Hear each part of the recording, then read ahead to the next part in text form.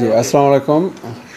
গত ২ তারিখে সাভার থানায় একটা 999 একটা কল আসে যে মেহেদী হাসান নামক এক ব্যক্তি, তার বাড়ি হলো বাগেরহাটে।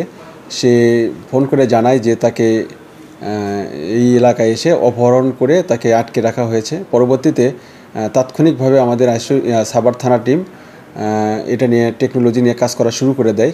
কাজ করার এক পর্যায়ে গতকাল বিকেলের দিকে ওই মেহেদী হাসান, যে পরিকল্পনার একজন পরিদর্শক, বাগেরহাট বাড়ি, তাকে উদ্ধার করা হয়। উদ্ধার করার পরে জানা যায় যে মোহনা নামে একটা মেয়ে আছে, সে এবং আরও কয়েকজন তার সাথে আছে, কয়েকজন পুরুষ।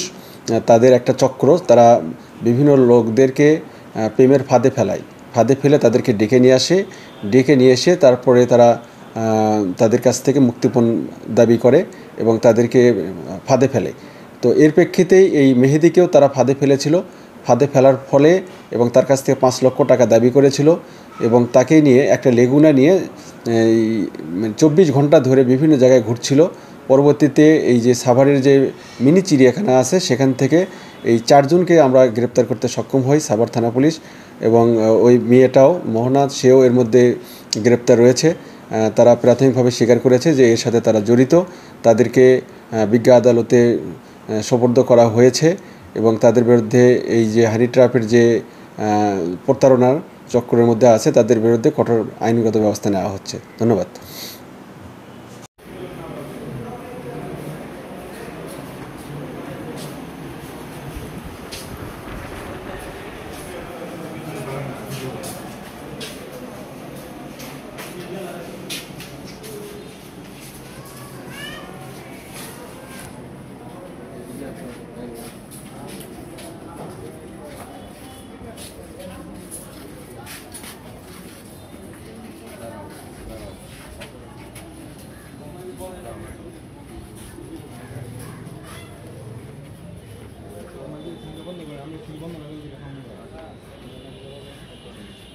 আমি ফোন বন্ধ করবেন।